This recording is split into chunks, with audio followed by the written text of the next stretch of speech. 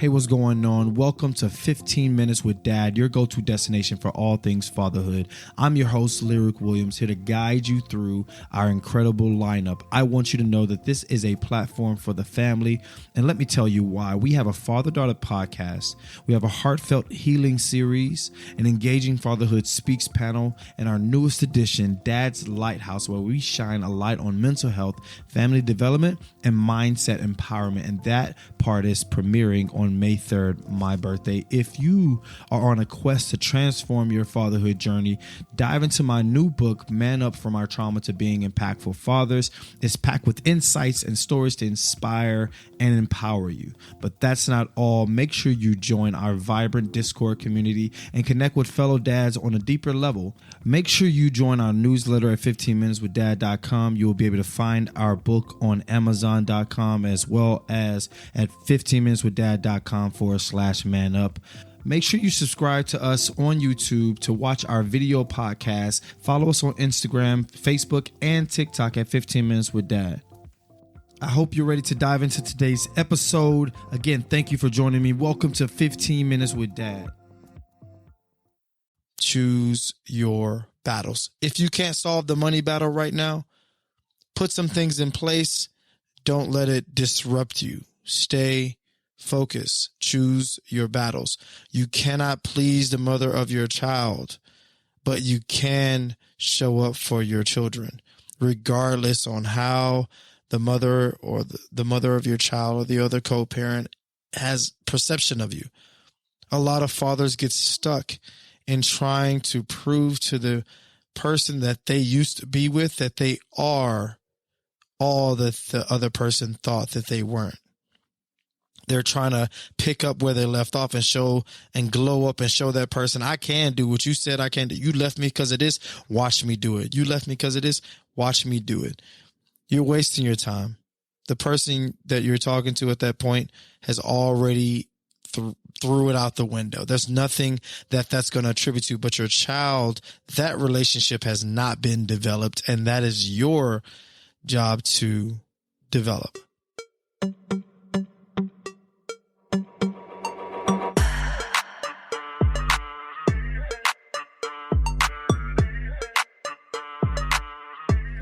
Welcome to 15 Minutes with Dad, the ultimate resource for fathers navigating fatherhood and co-parenting journey. I am Lyric, your host, and today we're diving into some transformative strategies that can help you and your co-parents communicate better, resolve conflicts effectively, and create nurturing environments for your children.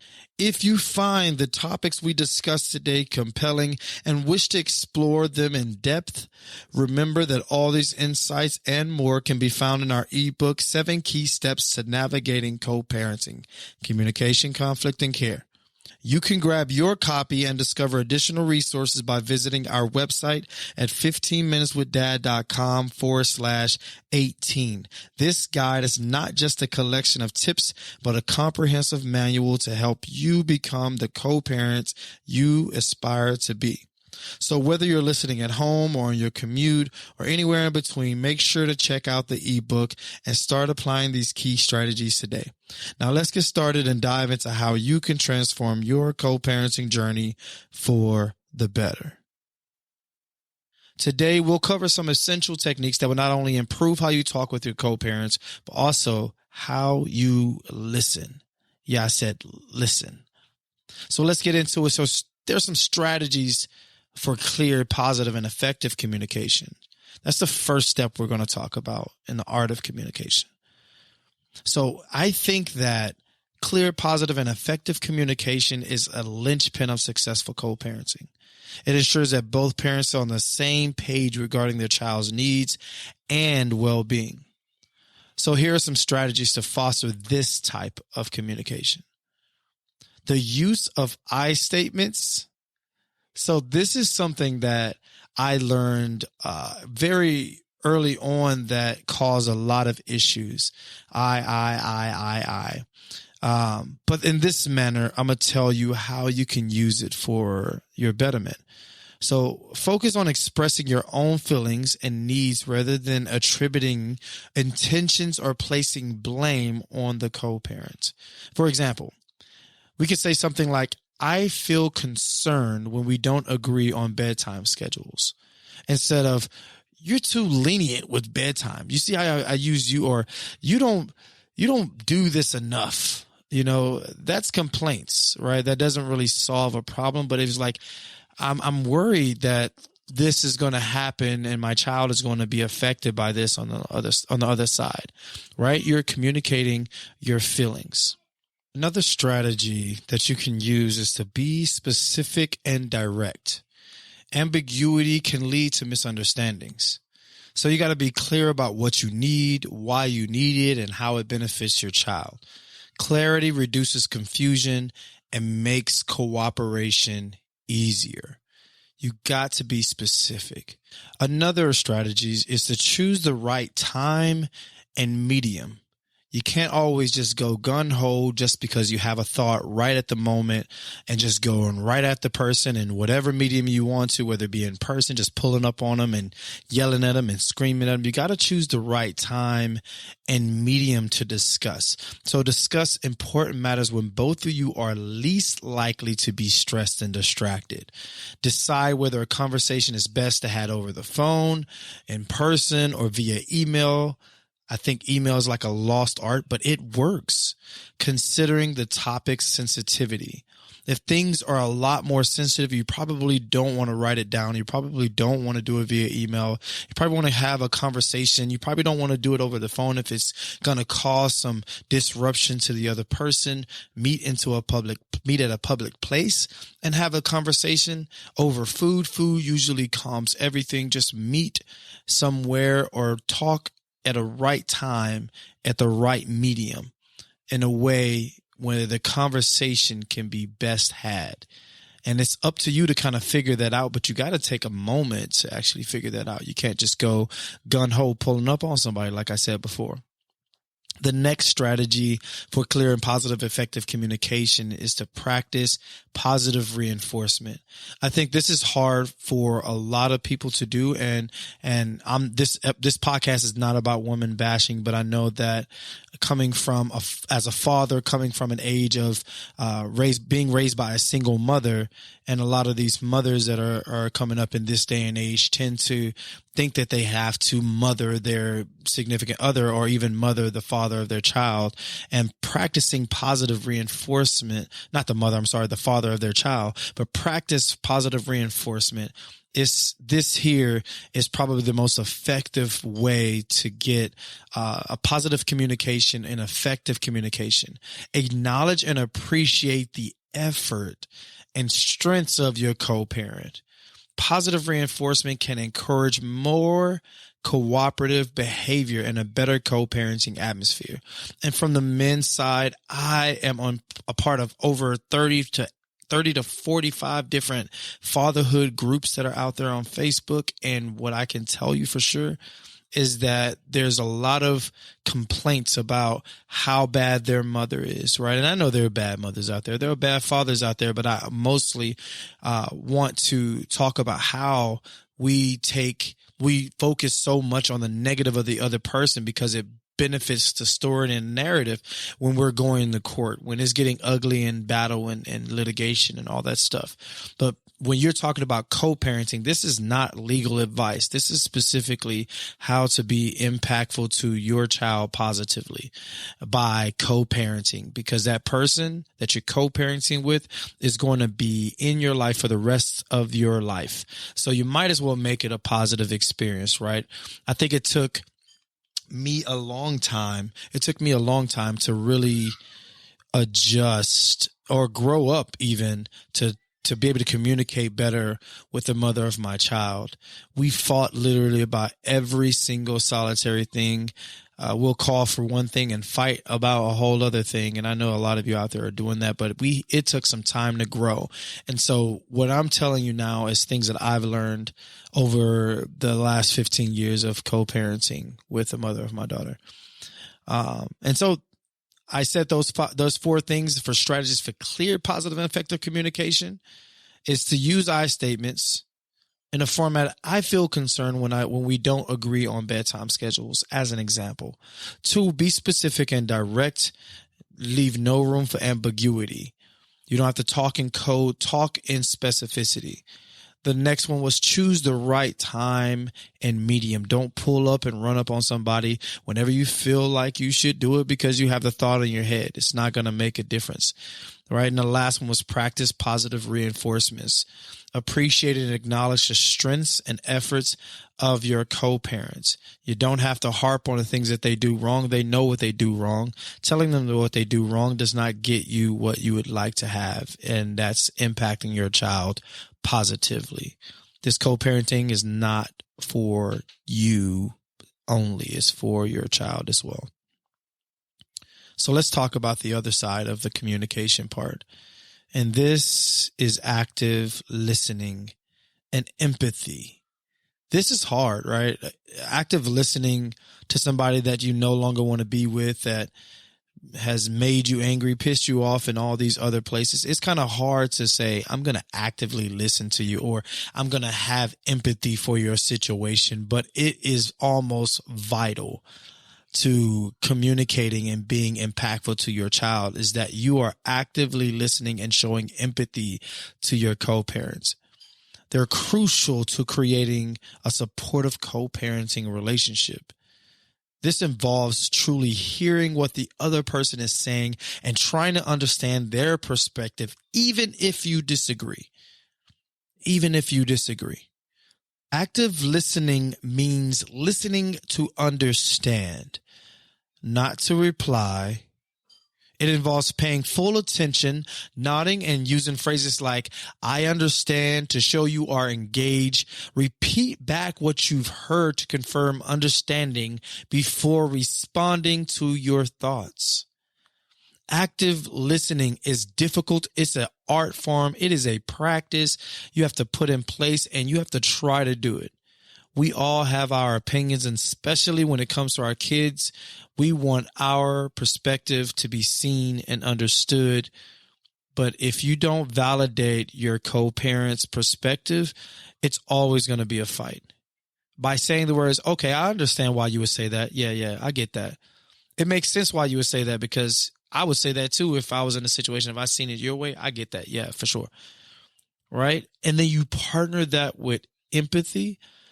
When you try to see things from your co-parent's perspective and try to understand their feelings and viewpoints, can help you navigate disagreements more smoothly and find compromises that respects both perspectives. And when I say that, I mean that when you validate and you show that, yo, I understand what you're saying. I get it. I totally get it. Yeah, I've done that before too. I felt that way too. And then when you go to rebuttal, you can say, okay, well, here's the middle ground. In order for us to accommodate your concerns and my concerns, how about we find this middle ground? Implementing active listening and empathy can transform challenging conversations into opportunities for connections and understanding, laying a stronger foundation for your co-parenting relationship. So, let's get into the last part of effective communication, and that's establishing regular communication routines. Communication routines can prevent misunderstandings and ensure both parents are up to date on their child's life. Here are some tips to establish these routines, right? Schedule check-ins, use a shared calendar, use written summaries if you need to, and create an emergency plan. You got to agree on how to communicate in case of emergencies. Knowing how to share emergency information quickly, effectively in such situation can alleviate stress and ensure your child's safety and well-being. By embracing these strategies, tools, and approaches, co-parenting communication can become more productive, less stressful, and more rewarding. The goal is to create a stable and loving environment for your child where the focus is on their well-being above all. With clear, positive, and effective communication, active listening, empathy, and regular routines, you and your co-parent can navigate the complexities of co-parenting with grace and cooperation. Now, moving on to our second major point, and it's how we navigate conflict. Conflict is absolutely inevitable. You're going to always run into it, but when you handle it correctly, it can lead to greater understanding and cooperation. We're going to discuss some strategies for approaching conflicts constructively and how to use disagreement as stepping stones to a stronger co-parenting relationship. So what is conflict? Conflict is essentially a struggle to find balance, whether it be financial, whether it be parenting time, legal battles, all that. That is all conflict when you're co-parenting. So the first thing I want to talk about is to recognize the triggers. Recognize the things that trigger you and your co-parent and call them out. Right? Recognizing triggers, you're aware, you build awareness around something, you can actually make a plan to solve it. And most of us, when we endure conflict, it's a lot of us are dealing with it in court battles, or dealing with it in needs of the child that the mother's concerns are. And maybe it's another person in your child's life. Maybe it's school. Maybe your children are acting up. Maybe it's your finances and you can't take care of yourself because you're spending all your money on the children that you created. Or maybe your child support system has ran you through the ringer and you just can't figure it out. Recognize those triggers. I know that all of those are triggers because I've talked to many fathers that have experienced all of those. I've experienced some of those, right? But let's talk about how to make these situations manageable. My first thing is specifically geared around recognizing the triggers. The next one minimizes your problem by making you choose your battles. Your battle isn't always just about money. It's about the relationship with your children. And even if sometimes you cannot spend money, but showing up is the most important.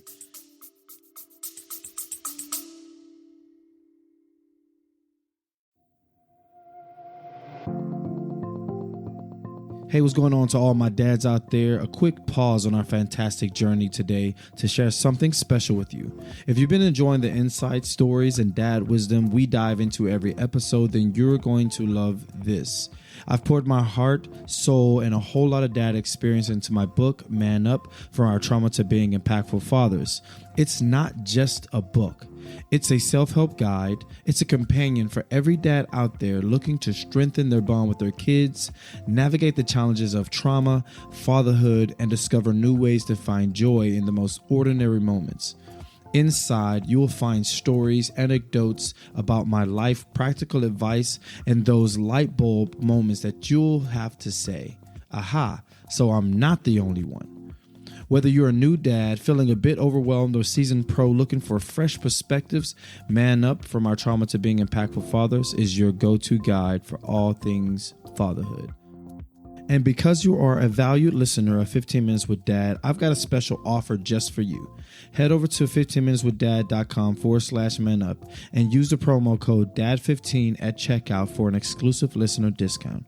But wait, it gets even better. When you grab your copy today, you'll also get access to a special bonus chapter that's not available anywhere else. It's my way of saying thank you for being a part of our Dadtastic community. All right, let's dive back into our episode.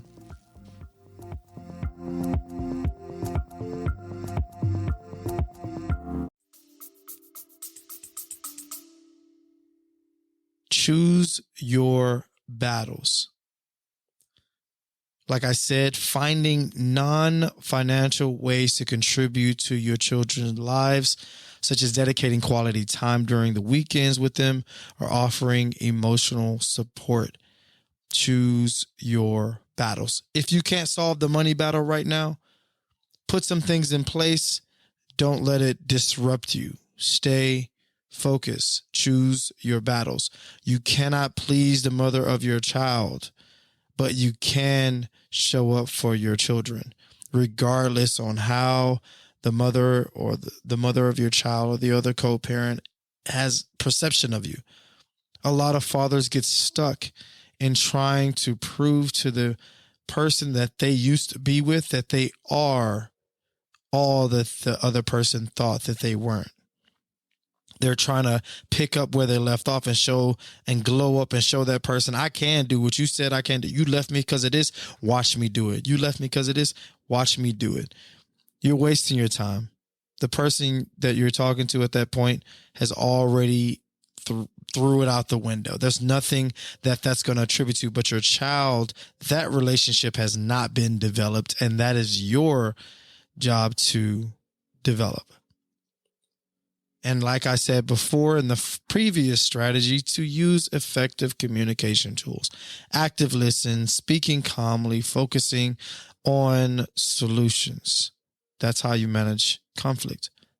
The thing that helped me most manage my conflict was focusing on the solution. Anytime the mother of my daughter wanted to bring up how terrible of a person she think I am, how crappy of a father she want to make me out to be, I simply took that power of her being able to disrupt me by calling me out of my name, the whole 9 yards, by specifically saying, I don't care. You can say what you want. My child, I'm picking up my child. She wants to spend time with me. I want to spend time with her. We're about to develop this relationship. Are you going to stand in front of it? Or are you going to sit here and, are you going to get out the way and so I can go and do this thing? Or are you going to prohibit me from doing it and want to sit here and talk trash about me? We can do that all day, but at the end of the day, I still got to be a parent to my child. It wasn't until I understood that did I really become the father did I start becoming the father that I wanted to be. Next one is a big one because a lot of fathers have pride, but I urge you to seek professional help when you need it. And when I say professional help, I'm specifically talking about legal, financial, mediators. Like, figure out what it is that you need to do and what system you need to have in place professionally to make sure that you're able to talk in the court system the way you need to. You need to know how to talk legal. If you don't know how to talk legal, hire somebody that can talk legal. That'll be paramount in the way that you talk and get the system to work better in your favor. You got to know the system. If you're not willing to read the family law book, get somebody who does understand the family law book and know the judges. My next strategy is establish a conflict resolution plan. This is the thing, the Bible that you both agreed upon, that are steps for handling disputes and a structured approach to resolving issues. This might involve setting specific times to discuss financial matters, using a third-party mediator for contentious topics, or agreeing not to discuss financial disputes in front of the children. It can range from what time you pick them up, who's picking them up, what location, from what location, what time, all that good stuff. Keep your child's well-being at the focal point. That is probably the most vital part. Above all, prioritizing your child's well-being.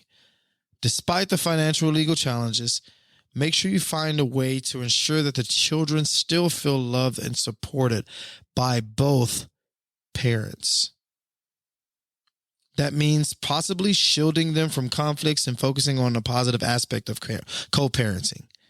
But either way, make sure that you are focused on the well-being of the child, because that is what the whole shebang of co-parenting is about, right? So when it comes to those problems rooted in financial stress, employ some strategies of effective communications, active listening, focusing on solutions. Make sure you establish a plan, recognizing your triggers, choose your battles. Like, those things are meticulous ways that you can navigate your conflicts by managing the actual conflicts instead of getting enthralled in the conflict and you're acting out of your nature in order to prove to somebody that won't be proven to by choice. She refuses, or they refuse to listen because they already done, exit out of the relationship. They don't want anything to come out of that. They want to protect their own sanity, protect their own relationship with the child. And you have to do the same thing. But how do you navigate that? You have to find a common ground regardless. As we continue to explore these essential strategies for successful co-parenting, I want to take a quick moment to remind you that all the insights we're discussing today are detailed in my ebook, 7 Key Steps to Navigating Co-Parenting, Communication, Conflict, and Care. If any of the topics we've covered so far resonate with you, or if you're seeking a deeper understanding and more comprehensive tools to enhance your co-parenting journey, this free ebook is for you. You can find it along with a wealth of other resources on our website at 15minuteswithdad.com/18. That's 15minuteswithdad.com/18. It's designed to guide you step by step through each key area of co-parenting, from mastering communication to managing stress, setting boundaries. Make sure to grab your copy to have these valuable insights at your fingertips. Now let's jump back into our discussion and continue to uncover more ways you can build a stronger, more harmonious co-parenting relationship.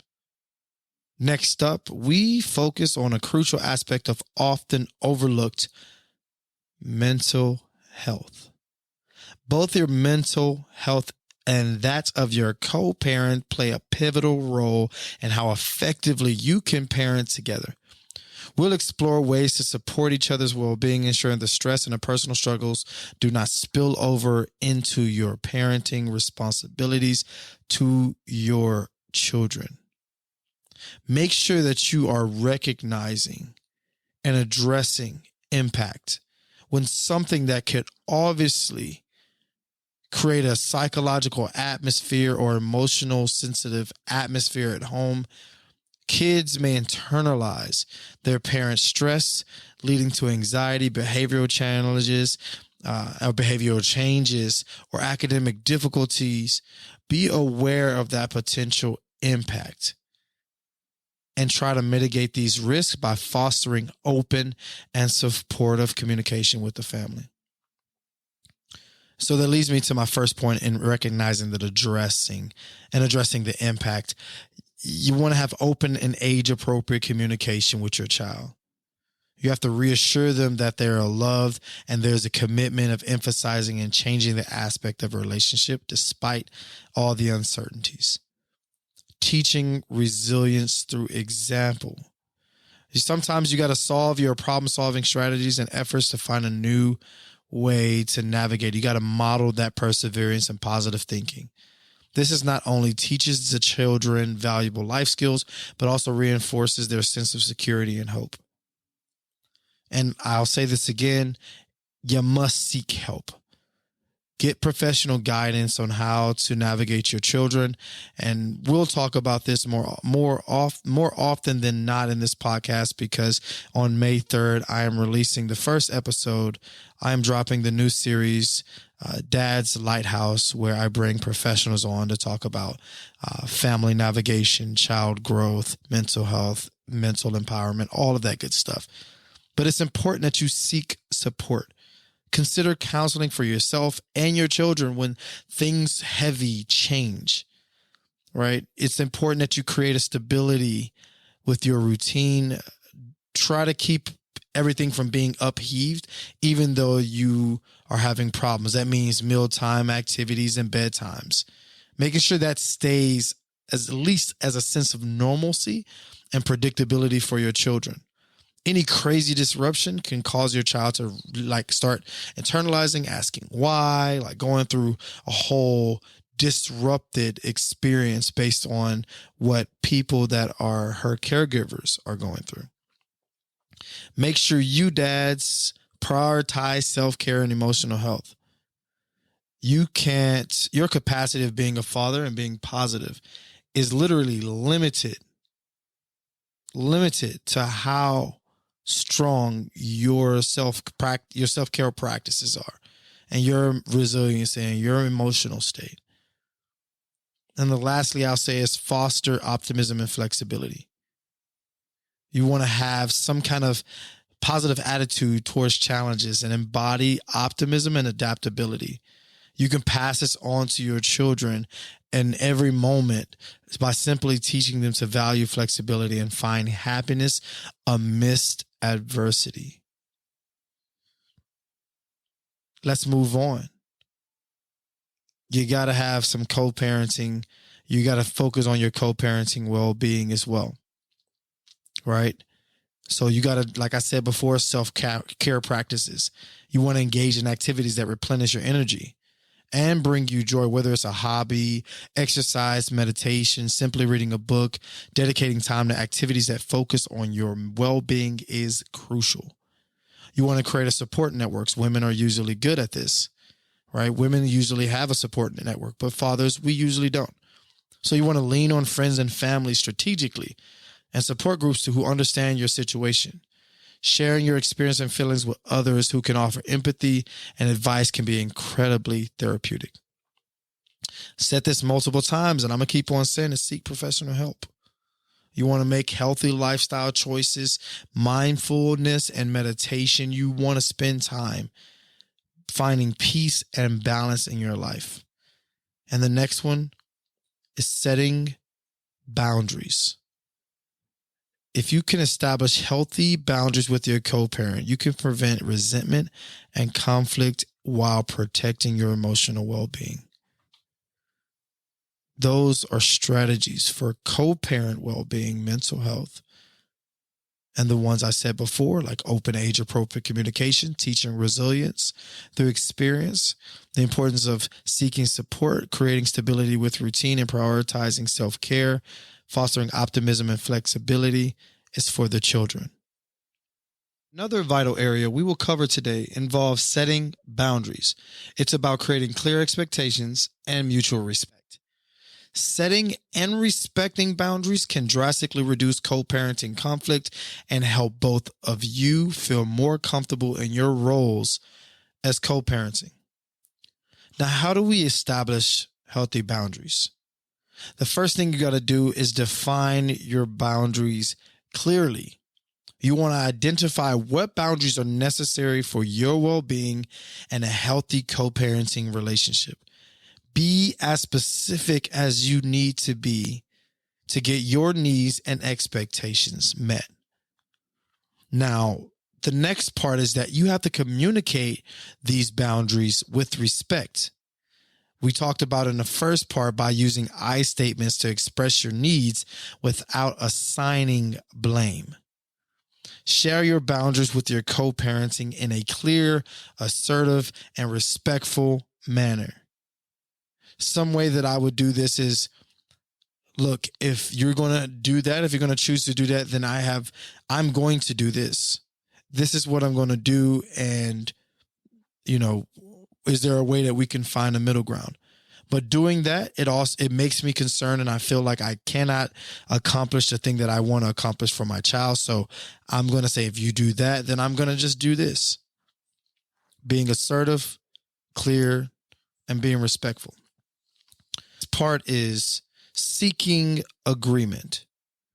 While not all boundaries may be met with agreement, strive for a mutual understanding that respects each person's needs and concerns. Compromise where possible, keeping the children's best interest at heart.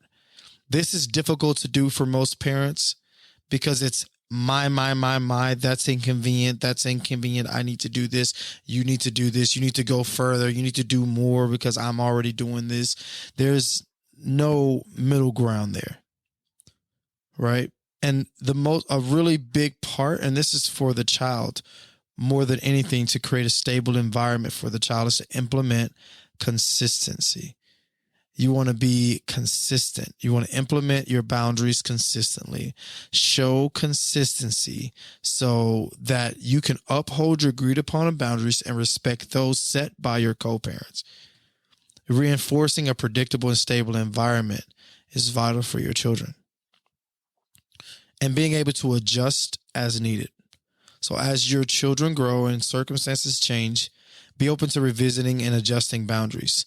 Effective co-parenting requires flexibility and adaptation, as every year the child grows past 9, they become a different person. They become a whole different person with different needs and different requirements. And it's important that your co-parenting boundaries are able to fluctuate with that as well. If you haven't set boundaries or don't know what kind of boundaries, I'll give you a few key boundaries: communication, parenting time, financial contributions, personal space. You want to make sure you create a regular schedule for communication on how you communicate, streamline communication, and keep records if you need to. Parenting time, this is holidays, school events, vacations, recognizing contributions, like if there's financial tension, like how do y'all adjust to that? How do you adjust and how do you address that? And giving each other personal space, respect each other's personal space and time, committing not to intrude on each other's homes, personal life without prior agreement. It's almost like a lease, y'all.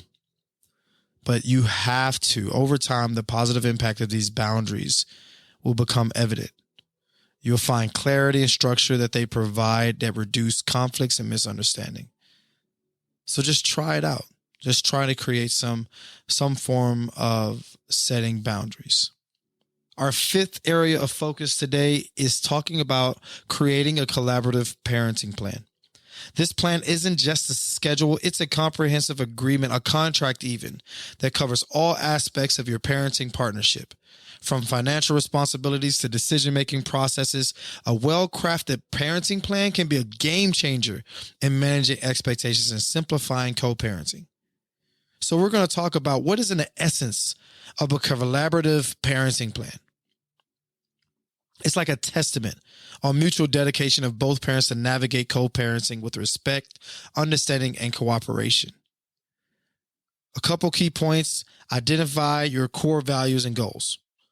Like I always like to start with identifying the core values and goals for both parents so that you can put it out front. What are my priorities for education, health, emotional well-being, etc.? The next is outline your parenting time schedule, which will be a very vital part. A third part would be to discuss and allocate responsibilities by clearly delineating responsibilities regarding the children's education, healthcare, and extracurricular activities and day-to-day care. Consider creating a decision-making process for addressing future changes and disagreement. The fourth part would be plan for financial contribution. Right, that's talking about financial stuff towards education, expenses, extracurricular activities, expenses on different accounts, whatever that may be. And make sure you incorporate communication guidelines. This is what we talked about when we talk about setting boundaries. This is where you do that. Like agree on how and when communication regarding the children will take place. And make sure that you include some flexibility for changes to happen, because changes will happen.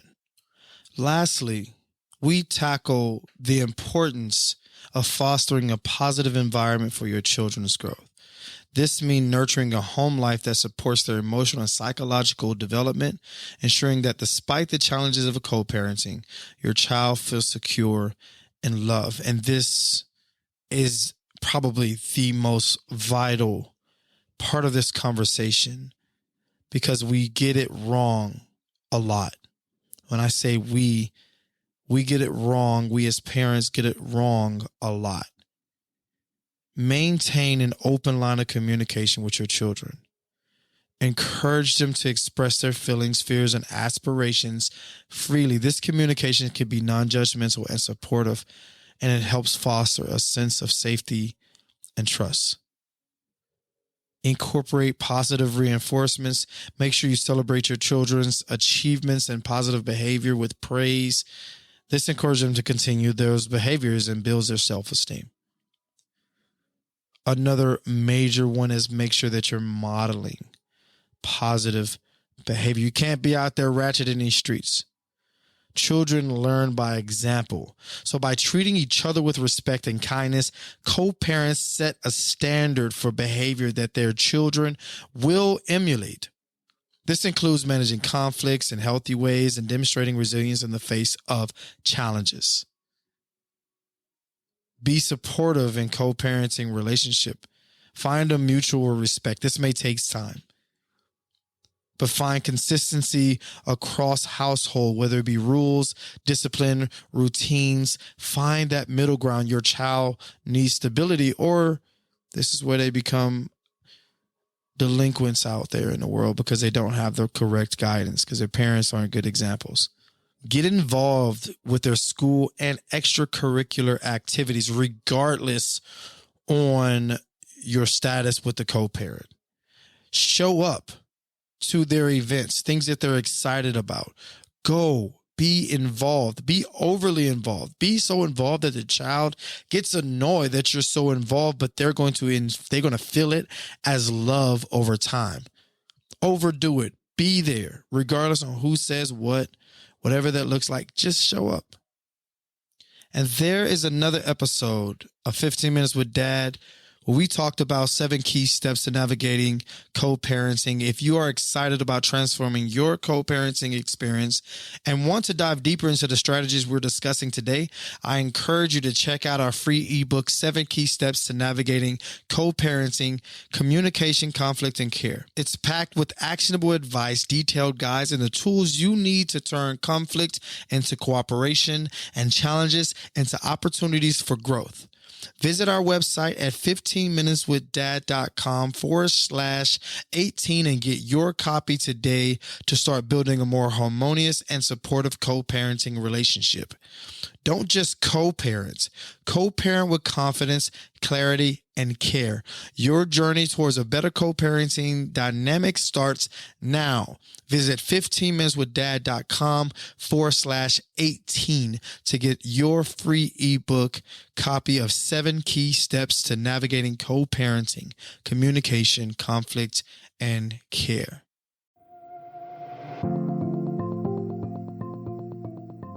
And just like that, we've hit an end of another epic journey here at 15 Minutes with Dad. I'm your host, Lyric, and I am thrilled to have shared this time with you. But guess what? The conversation is far from over. Want to dive deeper into the Dadverse? Check out our website at 15minuteswithdad.com and join our vibrant community on Instagram, Discord, and TikTok for your daily dose of dad inspiration camaraderie. And here's something special. Subscribe to our newsletter at 15minuteswithdad.com for exclusive goodies and behind-the-scenes peeks you won't find anywhere else. Got a burning question or a dad moment that made you proud? We're all ears. Submit your questions and share those special moments with us for a chance to be featured and shout out on our show.